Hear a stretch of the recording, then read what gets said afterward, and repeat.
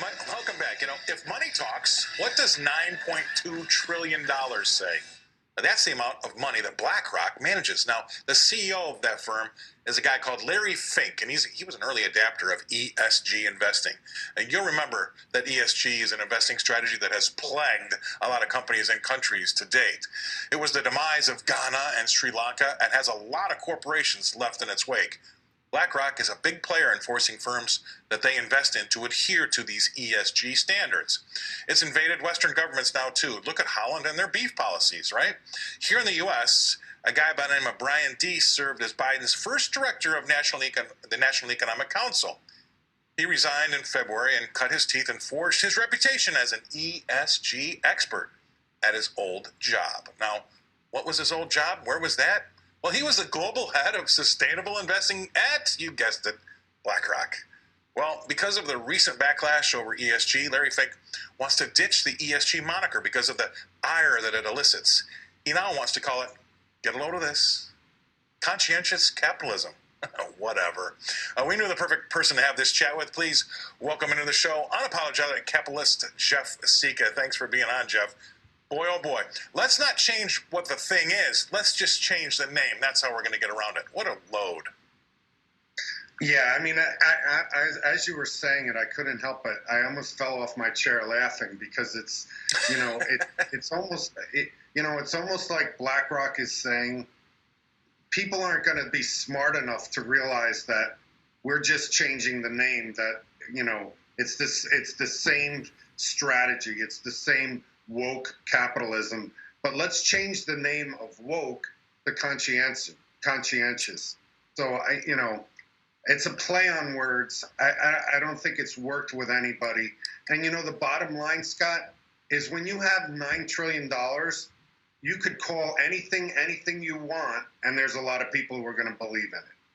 Right, so it's not BlackRock, let's just call it Woke Rock. I think that we can change the name there because it would still be doing the same thing.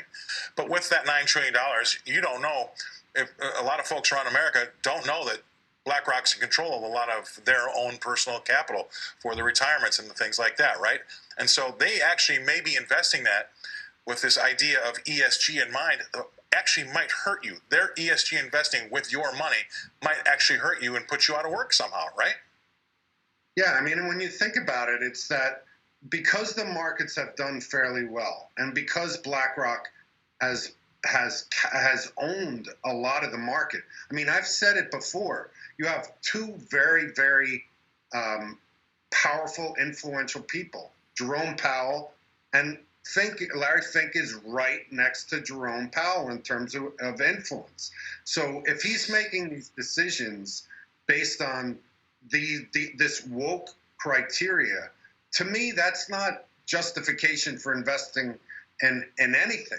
I mean, if you're an individual investor and you want to take your money and invest it in whatever cause you want to invest it to, but because BlackRock handles all these public pensions and because they're so infiltrated in local governments, state governments, endowments, sovereign wealth funds, they're basically making the rules up as they go, and it does nobody any good when it comes right down to it. It does nobody any good, especially those people out there who think like myself and you, I know, Scott, who think fundamentals count for something, price earnings ratios count for something, not whether or not a company is relying on windmills instead of fossil fuels. That's not necessarily what we look at when we want to decide where we want to put our money that we've worked our entire lives to accumulate.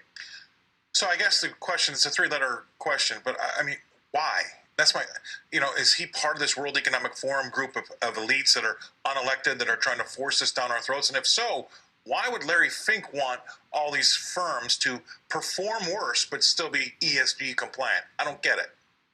I think this whole woke movement, it's like when you see that what Budweiser did, what Target did, it's very hard to understand. And, I hate to sound like a conspiracy theorist, put my tin hat on and prophesy about this, but it seems like mutually assured destruction. And it seems to me that once you get to a certain level as an elitist, you no longer care about making the masses wealthy or making the masses secure. You care about control. And what I see them doing, this whole wokeism, is centralized control. How much could the elitists get away with forcing people to live just the way they want them to live and be subordinate to them, as their primary function in life? It's like you say, you could only be so rich before it becomes less enjoyable. So now what they get enjoyment out of is control and making people do things they wouldn't ordinarily do. You're right, and that's down the pipe, and it's already happening elsewhere. I could go into a whole nother segment on you with you, but this part of this ESG thing is going to be part of your credit score, your social credit score, right? Whether or not you're investing in firms that are good like that, or you're living your life that way, right?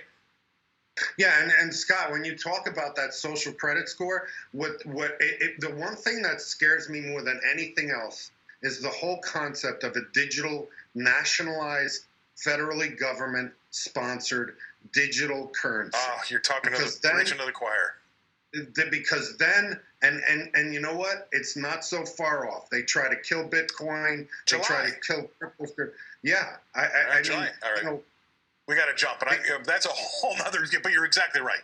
It's all about control. It's not about being the richest guy anymore. I appreciate it. You're on your way to being the richest guy, but we love having you on. Jeff Sica, thanks for being on the show, Jeff.